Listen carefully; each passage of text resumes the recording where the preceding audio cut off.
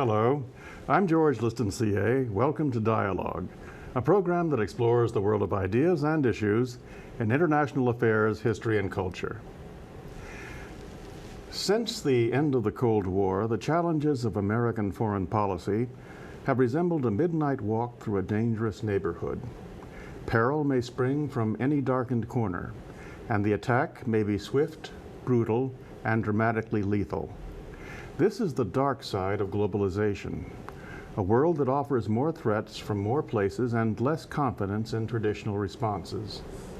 This dangerous neighborhood of rogue states, failed states, and hostile non-state actors calls for new, imaginative responses that are both precise and nuanced and effectively delivered. That means, first of all, judging when positive change in a state's behavior is the appropriate goal, or when more vigorous action is required. These concerns and others are addressed in a timely new book, Regime Change, U.S. Strategy Through the Prism of 9/11 by Robert Litwak. Robert Litwak, welcome to Dialogue. Thank you, George. And let me display this handsome volume for everyone to see. It's the subject of our conversation, and I highly recommend it. I'll start by saying that, not just to the specialists, but to the layperson. And one reason I do, Rob, right at the start, having lived through this history, is I remember vividly when General Eisenhower, President Eisenhower, told us, our entire country, don't get involved in a land war in Asia. On page 56 of your book, there's a very stark sentence that I think puts our new age in a very dramatic context. Let me quote it to you. It reads, "Before 9/11, no policy analyst and no theory of international relations would have predicted that the United States would become involved in a major land war in the heart of Asia." Rob, what's changed? I mean, what is behind? Is it a sense of vulnerability in our country now that would lead us to take a step that we once thought we would never take? Well, the starting point of my book is 9/11 and how 9/11 changed the American worldview. And what I argue in the book is that 9/11 did not change the structure of international relations. Indeed, it reinforced it. Rather, it brought on a new perception of a threat. And the story since 9/11 has been primarily one of how the United States responds to these new threats. You know, I appreciate that because you're saying the rules of the game essentially perhaps have not changed, but it's a question of our response to the things that we face. And one of the aspects of the response, Rob, you quickly bring out in this book is that at one point in our history, our responses to the threats from abroad were largely multinational. There's a beautiful quote in here about the United States, I guess, just after World War II being an empire by invitation. We would work through multinational organizations, the UN and such, to achieve our goals. One aspect of our response now, brought out strongly in this book, is its unilateralism. Do you agree with that, and what are the benefits and costs of that? I think there's a tension in U.S. policy between working within institutions and the constraints that they impose and acting alone. And what I meant by the change in that 9/11 did not change the structure of international relations. After the Cold War, the only game in town was the liberal international order that the United States and its allies forged after World War II. And the story was, how could those elements, Russia, China, that had been excluded from it, be integrated into the system? And that accounts for the Chinese and Russian reaction to 9/11, when Al-Quaeda, as it were, blew up Wall Street and the Pentagon, that they viewed it as a threat to themselves as well. And you had this unprecedented situation where Americans are overflying Central Asia to land in Afghanistan to take on the Taliban regime. And that's what I meant by saying there's no theory of international relations pre-9/11 that would have led you to have witnessed this Russian acquiescence in the post-9/11 era in responding to the Taliban threat. And the Russians did this, just to reemphasize, because they perceive a value in integration in the world system as we designed it. We've won the Cold War in the sense, not in the triumphalist sense that's often kind of implied, but in the sense that China maintains a communist party, but they do not have an alternative version of international order that they're trying to promote. Basically, the only game in town is integrating into this liberal international order, which has a Made in America stamp on it, since we played such a pivotal role in creating it after World War II. I appreciate that, Rob, and what it makes me think of, since we did play such a pivotal role, since we did create this wonderful mechanism in which people are reintegrate, do we threaten it by acting unilaterally. Well, that's the thing, that the first part of the story is how Russia and China viewed the U.S. response to 9/11 as being consistent with maintaining the international order. But then, when the United States began to respond to the increased vulnerability by arguing through its military preemption doctrine, we're not going to be bound by institutions anymore. It's at that point that the United States began to generate a reaction to American power in the post 9/11 period. Again, excellent, Rob. Leads to another question immediately, and that is, it seems to me something that we had and something of enormous value to us is at risk of being lost. And if so, do you perceive that a growing attitude perhaps among these states, Russia, China in particular, many others, is the desire to balance U.S. power? Because at one point, no one even thought about that. I mean, we weren't even to be balanced. Well, that was the dog that didn't bark in the 1990s, that here was the United States, this hyperpower, or super-duper power, as the U.S. diplomat put it. And realist theory, going back from Thucydides through Kissinger, would have predicted other states would balance American power. It didn't happen. The reason, as former Wilson Fellow, Princeton professor John Eikenberry persuasively argued, is that American power was integrated into institutions and norms, and that integration of American power made it less threatening and more legitimate in the eyes of others. And now, in this new era of vulnerability, where there's a sense that maybe the United States should not be bound by Security Council constraints, that impulse is understandable in the post 9/11 era, but it has engendered this reaction to American power. I view it, just to continue my thought, George, is that it's not an either or. It's really the pendulum has swung. We saw the reaction. The Iraq War was probably the high point of that pendulum swing. Right. We're coming back, and its question is, where will this new balance how will this new balance be restored? Well explained here and also in the book, Rob. And you mentioned the Iraq War, and this book has all of the key issues, test cases of our time in it: Iraq, Iran, North Korea, and non-state actors as well. We're going to touch on all of them. By way of background, though, and because, as you point out, we have begun to look at regimes differently, I want to go over some of the other key arguments I think you lay out at the start here. For example, the way we perceive threat these days has it to do with things like the perception of the character of a regime. Is that more important now to us than it might have been in the past? Absolutely. I took as the subtitle of this book, Through the Prism of 9/11. The quote is from Donald Rumsfeld, explaining why the shift on Iraq from pre-9/11 strategy of containment to a post-9/11 strategy of regime change. And he said, we were looking at the old information through the prism of 9/11. And the point that underlying your question is the central one, which is there was a change in the perception of the threat post 9/11. Right. The administration argued that threat derived from the character, the very nature of our adversaries, right. Unpredictable rogue states and undeterrable terrorist groups, and the possible collaboration between them. So it brought front and center the question, which is the unresolved tension in U.S. policy, the contradiction, the central contradiction that my book focuses on in dealing with these hard cases, the so-called rogue states. Should we be trying to change their regimes, or should we change their behavior? And the argument is, by some, at least immediately post 9/11, was we have to change the regimes themselves because the behavior derives from the character of the regimes. Right, which leads to our need for the analysis of something you call the strategic personality of a regime. I want you to define that for us in just a moment, but before that even, Rob, do we perceive threat differently also because we perceive what we're protecting differently? In other words, has the need to secure the republic against all enemies, foreign and domestic, but largely foreign, has that become the assumed primacy and driving what we do in terms of foreign policy? The American homeland was hit in a way on 9/11, on September 11th, 2001, in a way that it had not been before. Pearl Harbor was in the United States, but it was on the periphery of the country.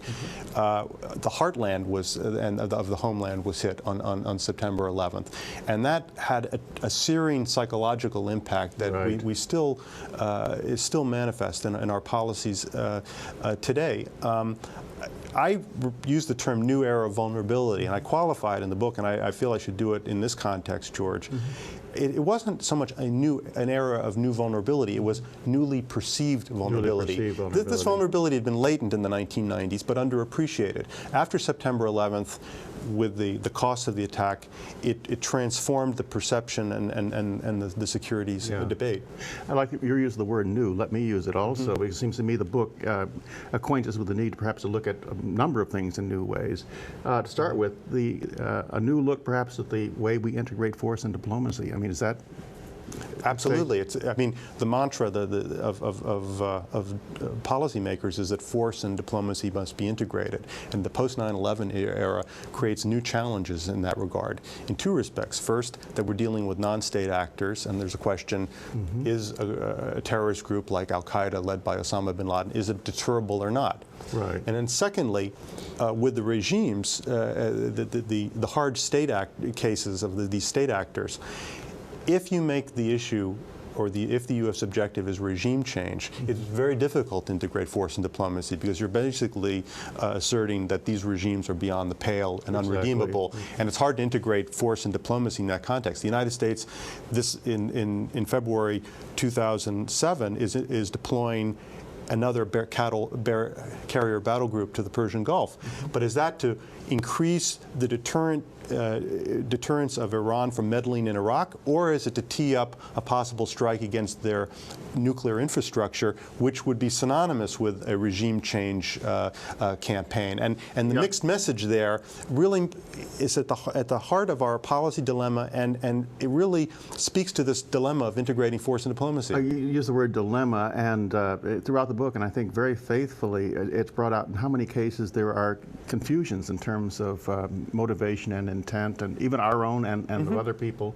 And ambiguity is an enormous factor, both for us and for our antagonists worldwide. Prevention and preemption. These are two words we live with today, and they're frequently mentioned in this book as vital to what we do about regime change or the like.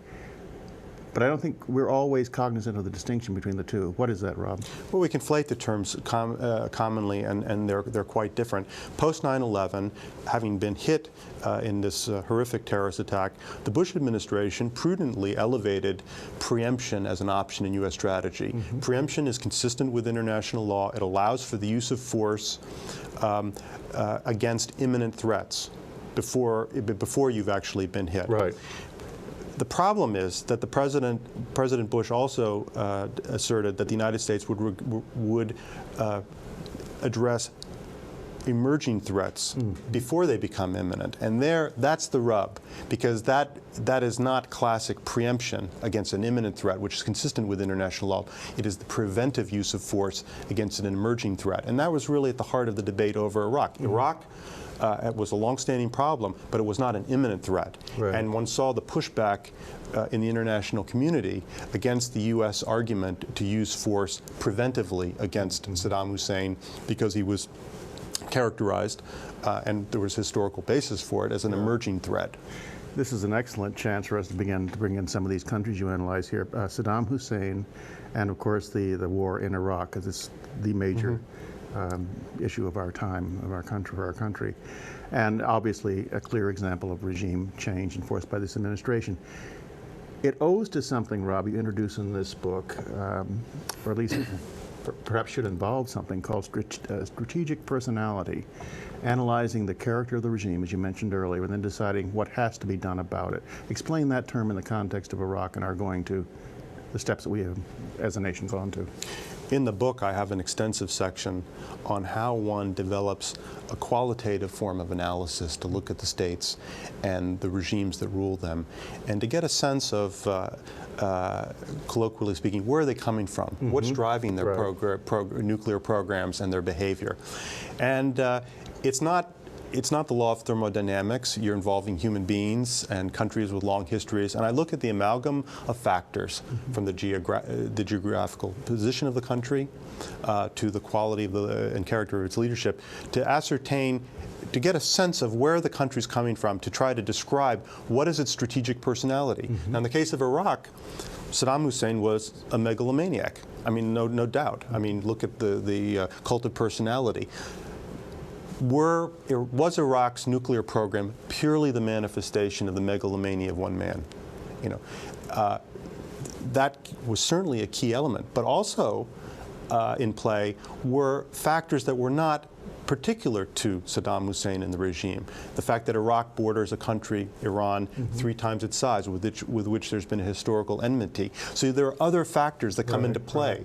What my book tries to distinguish is between those factors that are specific to a regime and those factors that are, as it were, generic, that will affect any regime, whatever, of any political character governing that state. And it's from the conflation of those factors that you derive, or one derives his strategic personality? Yes, it's the amalgam of them. Amalgam of them. But carefully distinguishing, and also trying to get a sense of the relative weighting. And as I said, this is not the law of thermodynamics. It's a qualitative assessment. You try to put together the factors, the range of factors, and then to provide some weighting, not in an arithmetic sense, but a sense of what's driving the program. In the case of Iraq, okay, Saddam's out of the picture, so you could say the megalomania factor underlying their programs is no longer there.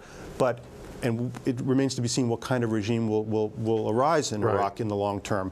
But there might be, I'm not predicting it, but you could see the rise of other factors that are non-Saddam specific that could lead them to revisit this question of WMD acquisition. Absolutely.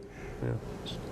Next to Iraq, of course, is Iran, which seems to me a very different kettle of fish, because we don't have one-man megalomania. We do have this very sort of dual government structure there, and the problems between Iran and this country are very well known. Now, it seems to me, for many reasons, reading what I think of the strategic personality of Iran, that the war option is so dicey it's almost unthinkable. So then what does the strategy become in terms of looking at them and for regime change? Is it a question there of saying, well, we've got to work with them some way to modify that regime, to change its nature rather than attempt to overthrow it? Well, my book is very much a Wilson-centered book in the sense that it tries to deconstruct the thinking that underlies our strategies. And on the U.S. side, I've characterized the contradiction that's been in play since 9/11 about whether the United States should go for changing the regimes or changing their behaviors. Right. On the Iranian side, you've got a similar unresolved contradiction. Whether Iran, in Henry Kissinger's phrase, wants to be a normal state, or to be a cause.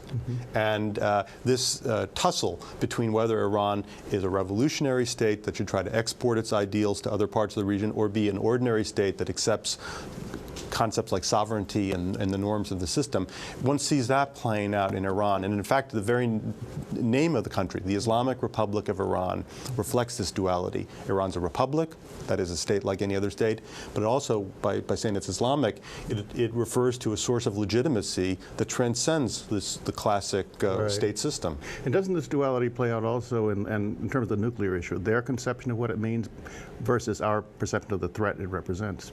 Well, the ambiguity is there, and it relates to Iran, which has historical grievances from outside power interference in their country, etc. They have the regime has asserted that it is merely asserting its rights under the Non-Proliferation Treaty to receive civil nuclear energy for a civil nuclear program. Right. And the regime has tried to cast it as sort of a nationalist issue, that the outside powers, particularly the nefarious United States, is trying to deny Iran technology and keep it down. The United States and other states, with reason, believe that this civilian program is masking a clandestine weapons program. When I think of the conflict between Iran and the United States, Iran and the West, particularly on this issue of the nuclear issue and others besides, Rob, the word that occurs to me, and I think I detected it many times in your description of Iran, its history with the West and its current status, ambiguity. There seems to be an awful lot of ambiguity in the way this dialogue, or lack of dialogue, proceeds. Well, ambiguity is a central theme, and this is not a book with policy prescriptions, do this or do that. Rather, it tries to clarify the thinking underlying strategic, the design of strategies. But also, it makes the case that resolving the contradiction in Washington, that is, whether our objective is regime change or behavior change, will sharpen the contradiction in Tehran. That if we clarify, the United States clarifies its message, that the objective is to change the behavior of the regime, that will feed into the debate in Tehran and sharpen their contradictions. When those inside Iran of whatever political complexion believe that the United States' goal is to overthrow a regime which is viewed as legitimate by Iranians, that transforms the stakes of it, and the clarification of the U.S. objective will sharpen the debate, sharpen the contradiction in Iran. So is that always our first national obligation, to be very clear ourselves, to use the tools mentioned here, strategic analysis, et cetera, derive a position and then make sure it's communicated effectively? Well, I guess my ideology here is a kind of utilitarianism, which is sort of what works and what's in our interest. And I think that when the mixed message and I try to trace why we have these conflicting goals. Should we be trying to change the regime or trying to be behavior? And there's, I think, enormous sympathy, actually, for the dilemmas that the policymakers are grappling with now, because these aren't easy choices. But that the clarification of our own thinking, our own objectives, is a prerequisite for anything else that follows. Right. You know, some cases are just plain hard to analyze, though, aren't they? I mean, in retrospective, I'm thinking of Libya now, which is brought out in this book, and where the ultimate, North Korea. I mean, it's North Korea is frightening, because, as you point out in this book, it's almost got nothing to lose, in a sense. Its economics are so impoverished, and it's so concerned about preserving its regime that, and it's got a lot of criminal activity going on, doesn't it? I mean, it's violating norms. Iran's nuclear program is less advanced than North Korea's. North Korea did, after all, conduct a test in October 2006. But Iran is viewed as a more dynamic threat because it has resources and it's a more vibrant society. North Korea is inward-looking and is really just focused on regime, cult state, focused on regime survival. Right. I mentioned Libya just one moment ago, and I'd love to at least spend another couple of moments on it, Rob, because when Muammar Gaddafi, I think in December of 2003, said he was out of the WMD game, out of nuclear, now that was interpreted in different ways in different places, wasn't it? I mean, the administration said that was because what was going on in Iraq had frightened him into seeing the right thing. But the Libyans said something different. I mean, to what extent is that kind of different interpretation important? 2003 was a key year because two precedents were set. In Iraq, you had non-proliferation through a change of regime, coercive non-proliferation through an invading army. In Libya, you had non-proliferation through change within a regime. Right. The regime made the decision it did. Now, there were two explanations put forward as to explain the strategic turn. One, they were scared straight. The Iraq precedent. The alternative was they were just coming in from the cold, and it was the culmination of a decade-long process that started with trying to clarify, the Pan Am 103 bombing controversy, and is coming out from under UN sanctions. My argument in the book is that the crux of the deal was an assurance of regime security from the United States. That if Libya gave up the external behavior of concern to the United States with respect to terrorism and proliferation, that the United States would fall off of regime change as the objective in Libya. Without that assurance, Libya would have had an incentive not to give up its programs, but rather to hit the gas on the programs. I agree with that completely. And again, and another thing I should mention about in the Libyan case and every other case here, there's an extraordinary amount of history provided in this book about how things developed even before the crisis years. I think of Iraq in particular in that context. I cannot let our conversation even come near to the close without bringing up, I thought, one of the most vital contributions here, and that covers the non-state actors, which Al-Quaeda being the most notorious, but there are so many in this world. Rob, there's a key point you make, and I want to get you to speak to it at least for a moment or so, and that is that in dealing with these, quote, non-state actors, it's important to remember that they remain responsive to states and regimes, and that the first way to deal with them is to deal with the states in which they are located. That struck me as very fundamental. What I've tried to do in the book is to look at some of the mythology of the post-9/11 period, like everything has changed. Well, I argue, 9/11 reinforced the structure of international relations as China and Russia saw it as a threat, the attacks as a threat to them and the system they were trying to integrate into. Likewise, with all the talk about Al-Qaeda as a non-state group, it's undeterrable, etc., as I write in the book, Al-Qaeda does not occupy a zone that's outside of this solar system or off this planet. Wherever Osama bin Laden is, somewhere on this earth. He's on a state somewhere. And we have a lot of leverage on states. We have traditional tools. There are lots of problems attendant to that. But I argue in the book that the prerequisite, the key to dealing with a non-state threat is to get it right on the state level. Yeah. Well, but you know, it seems to me that, first of all, I think that's right. But in addition to that, get it right, we have to be a lot more sophisticated about our judgments. I think that's what the book is really saying. You've got to understand, to go back to the strategic personality, you've got to know the history, the culture, the regime, the people at the top, what they want, et cetera, in a much more demanding way than we might have had to do in the past. Well, it's what is striking is one looks at the strategic debate, how often there are these key threshold assumptions that are asserted. It can be ideology or a vain hope. The assertion that, for example, the North Korean regime's on the ropes and all we have to do is squeeze it to bring it down. So a squeeze strategy of containment derives from a view that if you pursue that strategy and you can loop in China to help you, you can bring down the regime and thereby solve the nuclear problem because the regime won't be there anymore. So I try to look at these threshold assumptions that govern our policy. Right.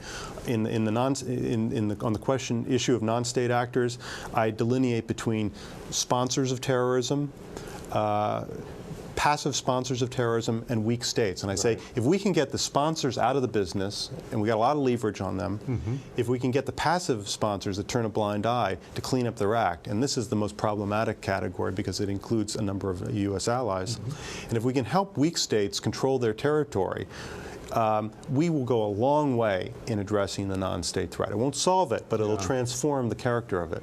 You know, one thing occurs to me just as I listen to you, and I think it is mentioned also in the book, that this is not our first experience with these questions. If we look at the Cold War years, containment really was a system of regime change and sort of slow motion, if you will, over time. Well, thank you for that setup, George, because it's one of the main themes of the book, and I tip my hat and pay my debt to George Kennan, because containment, exactly, you put it exactly right. It was a strategy of regime change. Right. It was if the United States balanced Soviet power over the long term, that there would be these forces of change that would play out. Well, the book is well worth reading. Rob Litwak, thank you for being with us here on Dialogue today. Thank you very much, George. It's my pleasure, absolutely. And that's our program. We appreciate your comments, and you can reach us at dialogue@wilsoncenter.org. I'm George Liston, CA, and you've been watching Dialogue, a co-production of the Woodrow Wilson International Center for Scholars and MHC Networks. Dialogue's also on the MHC Worldview channel, which is available to public TV stations nationwide. For more information, go to www.mhcworldview.org, and please join us again right here next week, and thank you for watching this week. And Rob, thank you. Thank you, George. That tour de force. Thank you.